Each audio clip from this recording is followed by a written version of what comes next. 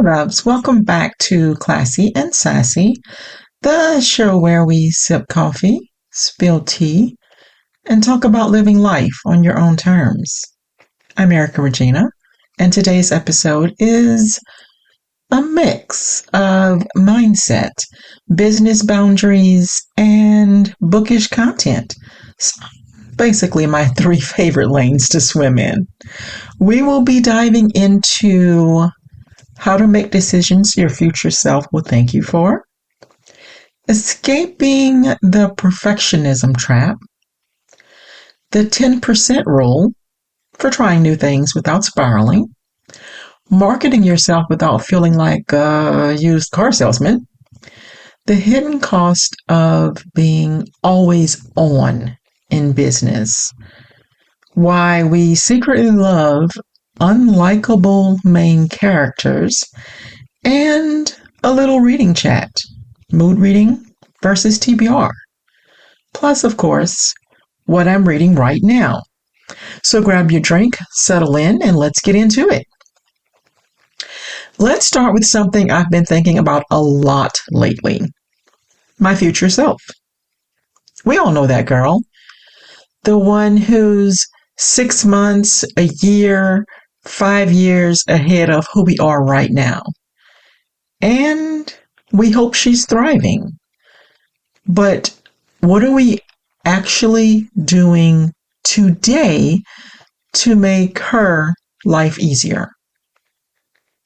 Let's call it the future self-check. Before you commit to something, I want you to ask yourself, will this make life easier to reach my goals or harder?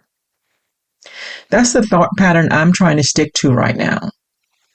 Sometimes it's small things, like finally organizing my content ideas so I'm not stressing myself out when I need to post.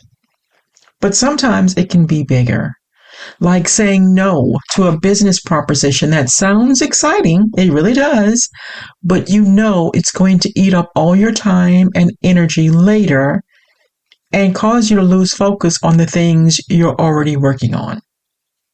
In full transparency, I've had to learn this the hard way. There were definitely times in my life where I said yes to everything, thinking I was being productive or I was doing something that would help me network better, only to realize I was building a life future me would hate, because I wasn't going after my goals with those steps. Here's the question I want you to ask yourself. What is one thing I can do today that my future self will thank me for? It doesn't even have to be dramatic. Small deposits add up. Now, let's talk perfectionism. And if perfectionism was an Olympic sport, I admit I'd have gold medals stacked in my closet. Because I used to think if something wasn't perfect, it wasn't worth doing. Which, spoiler alert, that meant a lot of things never got done.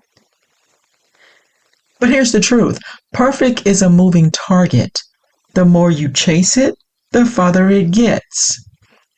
The moment things started to shift for me was when I decided to aim for good enough. Not sloppy, not careless, just good enough to take the next step and move forward. Example, this podcast. If I waited for the perfect mic setup, the perfect background, or the perfect episode ideas, y'all'd still be waiting for the first episode. Heck, I hate the sound of my voice. So I just learned to avoid listening to my own podcast, because that's not an excuse to avoid doing something you say you really want to do. Or another example would be trying to learn everything there is to know about a new career direction you say you want to go in before you even take one step. Because all that wasted time hidden in research is just procrastination and fear. disguised as research. I can't tell you how many times I've had trainers in our real estate business tell us that we're constantly looking and asking questions for more training because we're scared to get out there and not know the answer to something. That's going to happen. So at some point, you have to go for good enough. Good enough doesn't mean you don't care. Don't get me wrong. It means you care enough to actually put yourself out there, even if it's not flawless. Progress over perfection every time. You will make mistakes. We all do. It's learning to take the lessons from the mistakes and move forward. Can you do that? Now, this one is for my fellow overthinkers.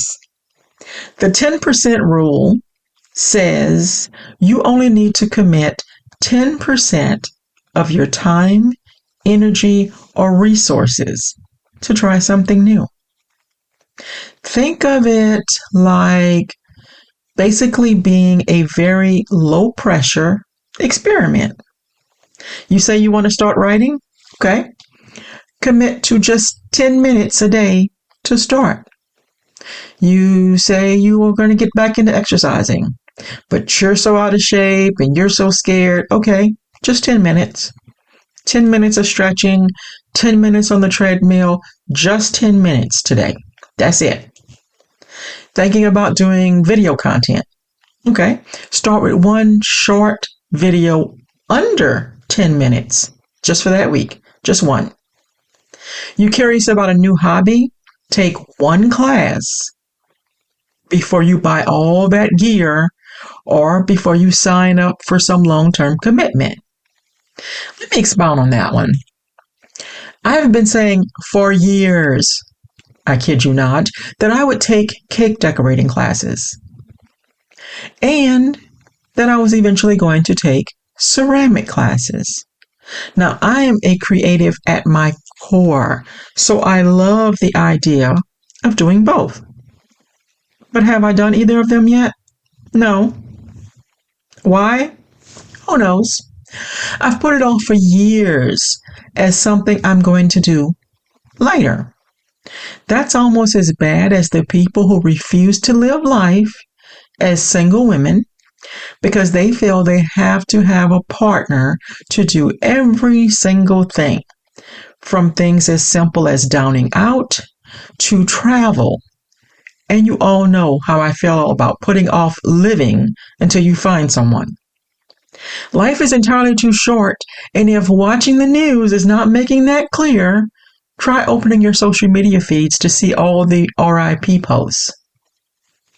Doing the 10% rule is basically a baby step that lets you test the waters before you jump in.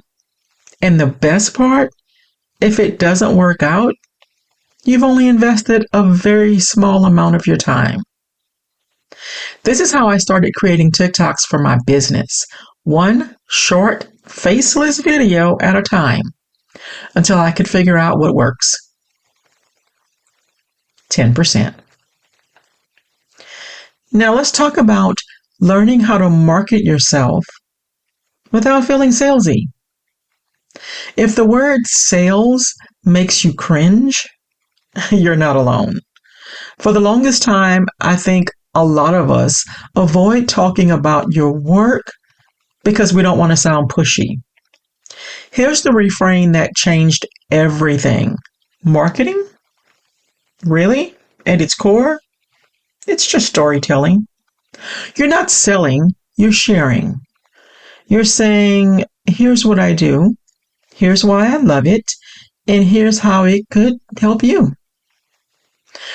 In real estate, that might mean something like sharing the behind the scenes of showing a home instead of just listing the price and square footage.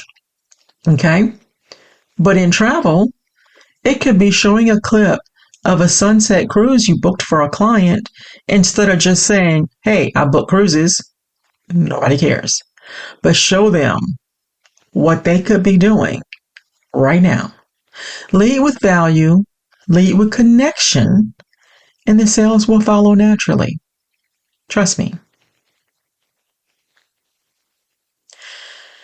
Now, we have been glorifying, for some reason, hustle culture.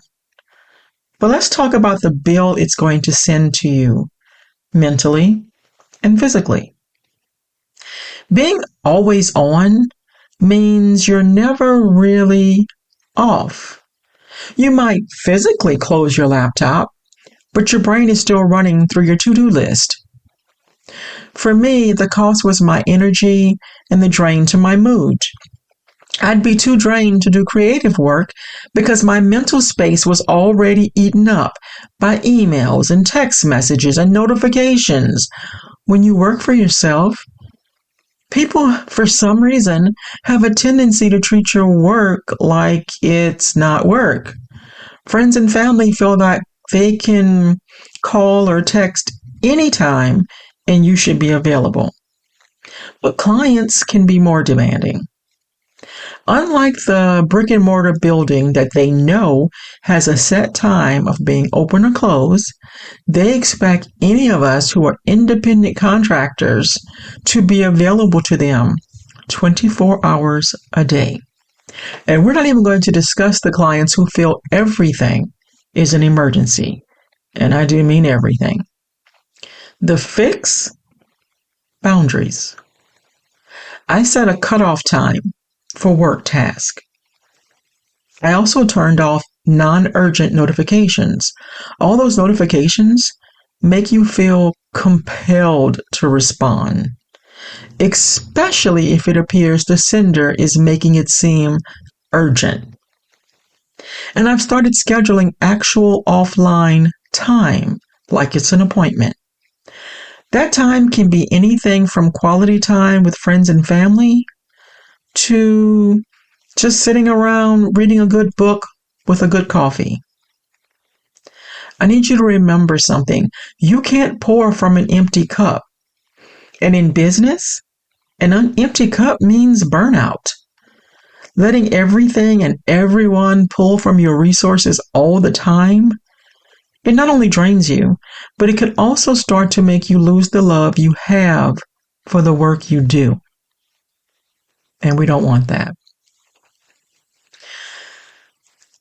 Now, why do we secretly love unlikable main characters? You know, those characters in books or TV that everyone loves to hate, but some of us are drawn to for some reason. Unlikable characters break rules. They say the things that some of us won't.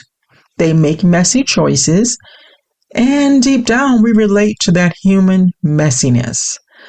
Think about Gone Girl's main character, or Joe from You. They're terrible people, but you can't look away.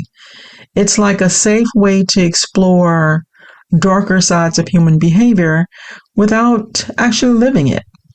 How many times have we read or watched something where the serial killer is a serial killer and we're not supposed to root for them to get away, but we do? Speaking of which, if you're looking for a good book series with that type of thing, you should definitely try the Mindfuck series. That's really the name. By S.T. Abbey. I read it years ago. The main character is going after the people that destroyed her life one at a time. And somehow along the way, she ends up dating the FBI agent that's trying to find out just who this vigilante is.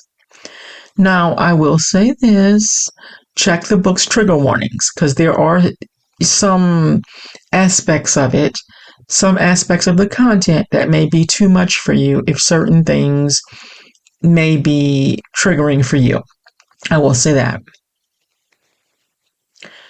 I can't tell you how many times someone has asked me what my TBR is for the month.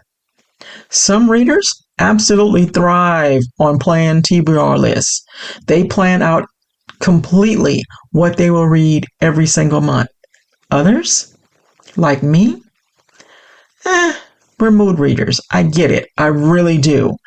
Perhaps if I did sit down and make a list of what I plan to read each month or each week, I wouldn't have so many books on my TBR shelves.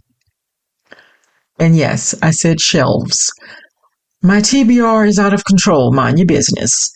A TBR list can be great for structure, but mood reading keeps the joy alive. Nothing kills my reading vibe faster than feeling like I have to read something that I may not be in the mood for. If you're in a slump, try giving yourself permission to toss the list for a while and just read whatever calls out to you. Or you can do what I do, which is sometimes I'm reading multiple books at a time. So that way, if I'm not in the mood for fiction right now, maybe I'm in the mood for self-help. Maybe I'm in the mood for this business book or this romance book. Multiple books at a time can also help. But the TBR hard list, it's not for me. Now, right now, we always talk about what my reading looks like right now. Right now, I am starting The Meaning of Mariah Carey. What can I say? I am a sucker for a good memoir, and I've been looking forward to this one since she actually wrote it. I'm also reading She Didn't See It Coming by Sherry Lapina. It's my book club pick for this month, so I had to go with a good thriller with lots of twists because it's always my go-to. If you're someone who likes to follow along with my thoughts as I read, by all means, follow me on Instagram. That's where most of my reading content is. I really haven't been doing much reading content on other platforms. I'm sure at some point I'll do more on TikTok with it, but right now I'm not. That's a wrap on this week's Classy and Sassy. I'd love to know, are you more of a mood reader or a TBR planner? DM me or comment under the episode posts. Don't forget to rate, review, and follow the show. You can also check me out at ericaregina.com for more. Until next time, stay classy, stay sassy, and take care of future you.